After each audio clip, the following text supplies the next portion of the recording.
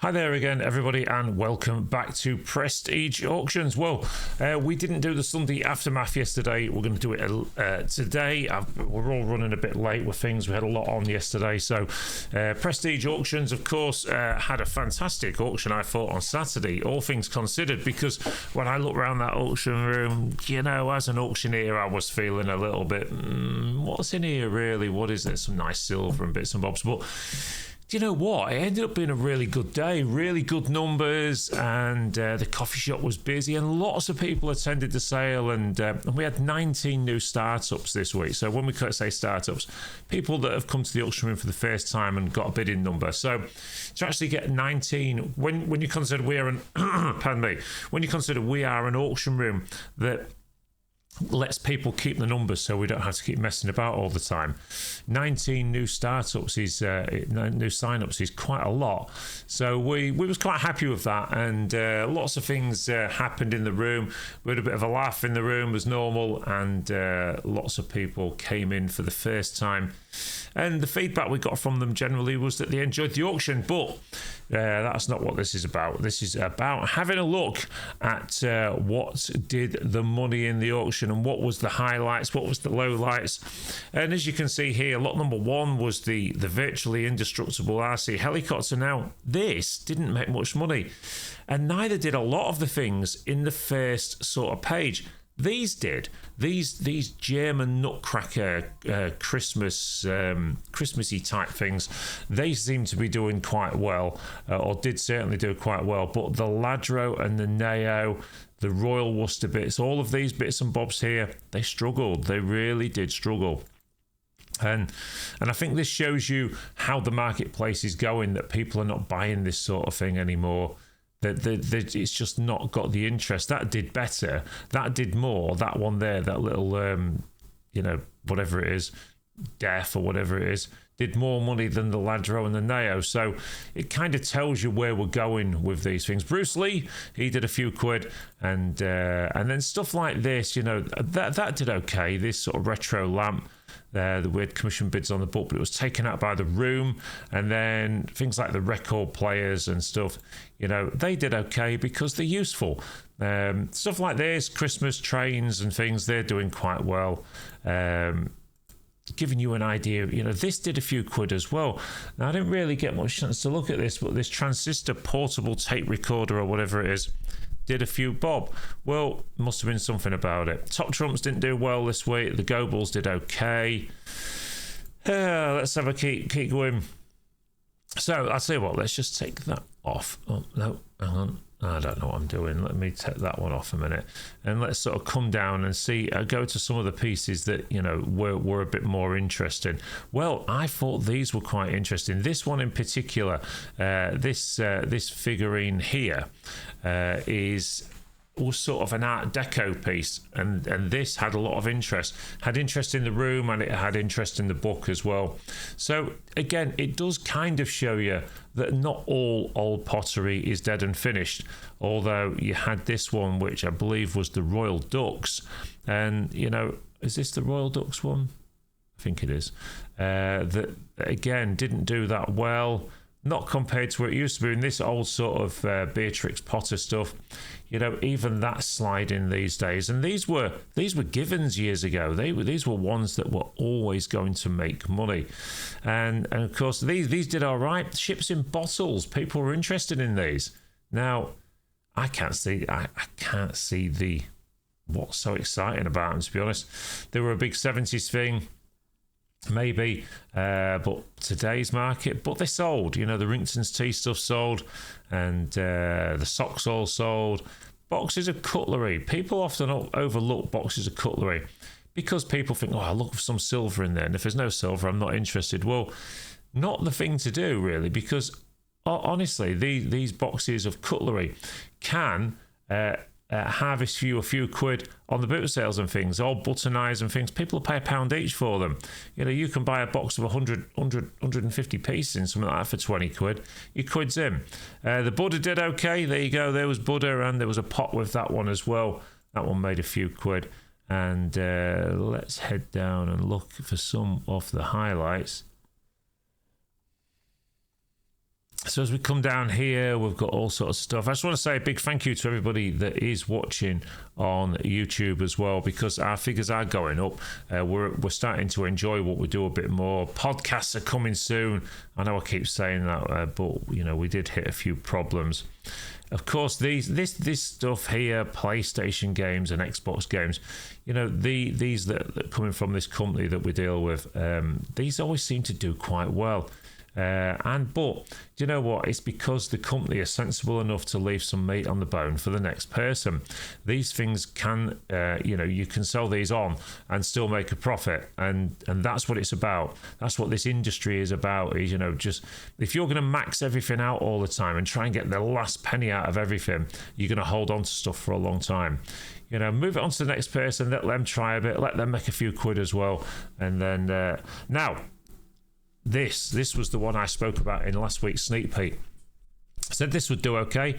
You know, people overlook these sort of things as well. You probably pick these up at 10p each at the boot sale or whatever. You look there, I think that made 32 or 36 pounds, something like that box, because old blank media, especially old cassettes and that, even though all cassettes can be taped over, these here were just sealed, and people seem to like that, you know. So again, they did okay. And let's just take that off. What else was there? So DVDs and CDs and Blu-rays and things were all doing okay again in the auction this week. And then we had the ships and things there. And then the now again, these didn't do too well. So Royal Dalton, Colport, these ones did a little bit better because these are the Royal Dalton Christmas range, and of course we are heading for that time of the year again. That one did okay. I think that one was called Dopey's First Kiss. There you go, and that one did all right. People was interested in that in the room. And as we come down further. Now these did okay as well. These foxes again. I pointed these out in the sneak peek last week. I thought these might do okay, and they did. You know, people were trying to buy bits for the collections and such like. So down here, there was a timepiece that made £3. The Wedgwood Bowl. You know, I can remember a time that would have done 30 and 40 quid. So you know, not great that. To be honest. And these did a few quid as well. The Swiss line watches, there was a bit of a battle went on for those in the room. So they was an interesting piece, you know, a bit of a surprise to me. And then we come down here, we come past this lot. And the Fortnum and Mason, that did okay. These did okay. The bar sign did okay. That was all right. People like quirky though. And then these did all right as well. The dummy things there.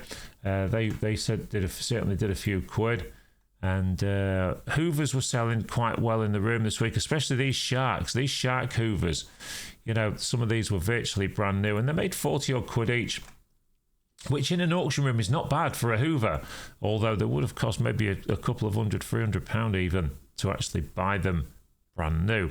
The black and white whiskey mirror, this did okay. These sort of things always do because we live in this culture of man caves and what have you, and people doing their summer houses and sheds out, that these are often, you know, quite nice for the backs of bars and things. So people do tend to pick these up, especially when the older ones like that. The canvases struggled a little bit, but people, you know, maybe the canvas era has gone. You know, that was a craze for many, many years that's not maybe as popular anymore. So as we came around towards the radio table, as I would call it, and we had all this electronics and radio equipment and this stuff. You know, it certainly wasn't as good as the last stuff, and it showed in the figures. You know, people were buying it, but it wasn't making the kind of money. A lot of the butchered bits didn't sell at all, just because it just was. It looks like the bits that, you know, had been sort of gathered up for parts and things. So, although one or two bits did do okay. Now the vintage hi-fi did okay. The vintage stereo things there, they was doing okay, and a few quid for those because, again, people are liking that look. They're liking to go back. This did okay as well. This is the Christmas ornament, a bit like the one I think I said in the auction on Saturday, a bit like the one out of Christmas Vacation. when cousin Eddie breaks it. That's just quite funny. And then we've got various electrical bits again. Some of these did okay.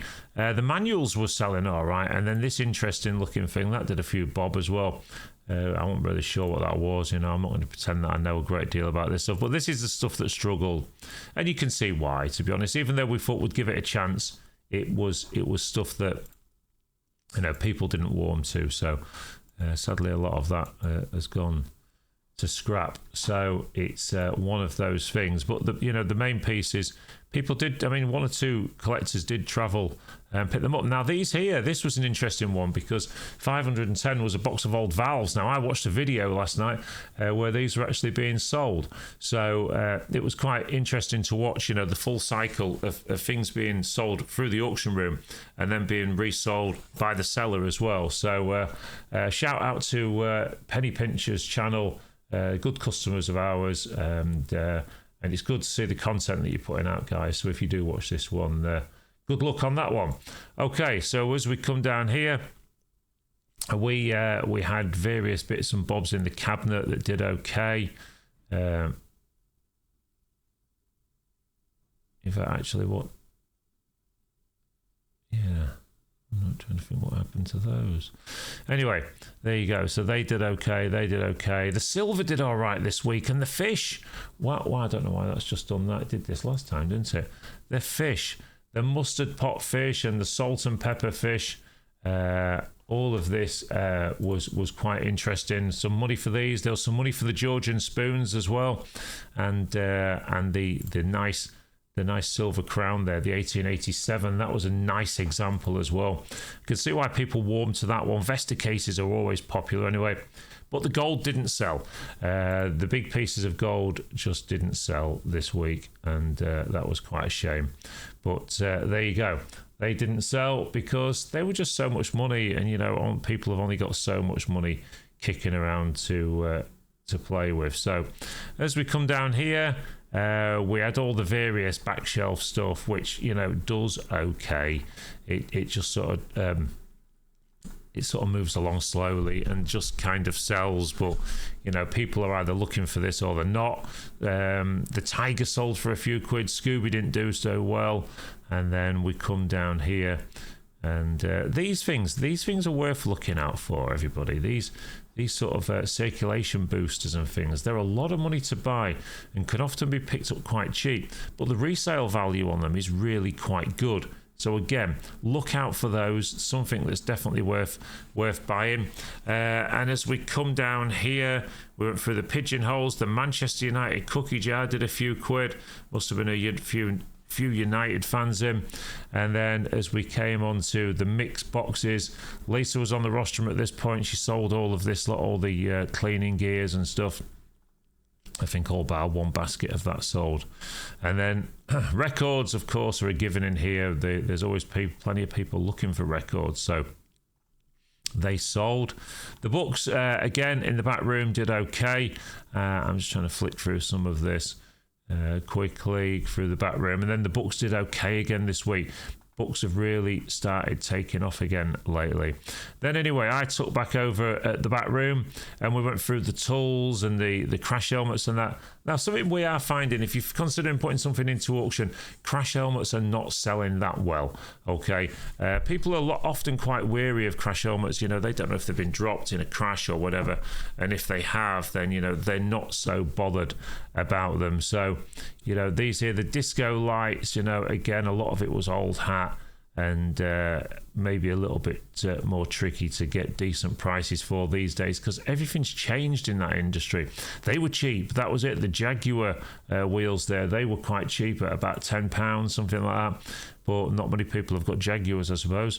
And then we came around here, the fishing gear. Now, the fishing gear did okay, considering there wasn't a load of really high branded stuff, but the stuff that we had did some money. And, the estate that came from, I'm sure they'll be quite pleased because I don't think they had any real expectations for any of it. So when that stuff goes, that would be quite good. And we come down here, we did steps, we did some of the garden bits and bobs, and then this one here. And anybody that stays watching our YouTube stuff, where is it? Let me just find it again. There you go. Anybody that watches our YouTube stuff will know that I bought those, and I was messing about with those yesterday in the van, which you can see that other video on YouTube. So all the garden concrete and stuff, that's sold okay. And the Santa on a motorbike there, he made a few quid. But people were starting to look for Christmas trimmings already, because, you know, it's really not that far away. The DeWalt stuff did a few quid as well. More sort of industrial DeWalt stuff, which did a few quid. And then we come down here, flight cases. This particular flight case here did quite well. And this one made some money as well.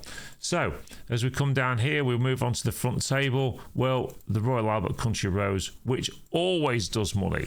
This Royal Albert Country Rose stuff. And then some of the other pottery as well. There were customers for it this week, which, you know, can be quite a surprise. And then the gaming stuff, of course. And this old pinball game did okay. And then the ship's lights. Well, ship's lights, again, you know, these are another kind of given where stuff always does fair money. Anything old nautical and that seems to do okay. And then we had the little bits of cutlery. Then we had the sextant coming up as well. That did a few quid, as they always do, because they're quite sought after. People like this old sort of thing. And this did a few bob as well, which has a little bit surprised on. The old turntables there. I remember using some of those DJing many years ago. It wasn't the easiest kind of DJing that. And then this week the white goods did extremely well. You know, £110 for the Beko fridge freezer. But again, it was like new, but it's still a lot cheaper than buying them from the shops. These did £200. We thought they'd do a few quid. These were nice, big, heavy planters and nice pieces to have in the sale. And I'm sure the person that bought them will go on to make a few quid. The piano sold, which is great. Pianos can struggle sometimes. The oak furniture sold. And a lot of the furniture, most of the furniture sold this week, to be honest. Considering it wasn't extremely high-end, it was just nice. It was clean. It was tidy. The three-piece suite sold as well, and which is always nice to get those out of the way. The Chesterfields made over £100 each. They were quite nice firesides. And then even the tattooist chair and the not sold was the glass table at the end. But there you go, everybody. I think it was quite an interesting week at Prestige. Now, I can tell you that tonight the sneak peek will be going on, hopefully at 8 o'clock. And we are working tirelessly in the background at the moment. Most nights, I think it was 10 o'clock before we finished last night. We're trying to get the October the 16th special sale put together for you. Now, I would like to put some sneak peeks out for that quite soon, but we are only 200 and something lots in of what's potentially an 800 or 900 lot auction. We've got to have that done by the end of this month. The sort of stuff that it is, because it's jewelry, coins, etc. More photos, everything. The lighting's got to be different and everything. So, you know, we are taking the time on that. So there you go, everybody. Thank you for watching the auction aftermath. We'll be with you again later this evening with this week's sneak peek. And then we'll be bringing you more content through the week of things that are going on at Prestige Auctions. So thank you to everyone for getting involved, watching and all the rest of it. Don't forget, if you like the content we're putting out, then give it a thumbs up. And also leave a comment as well. It's always nice to read people's comments, see what they think about the content that we're putting out there. And we'll either see you in the next video or we'll see you at the auction.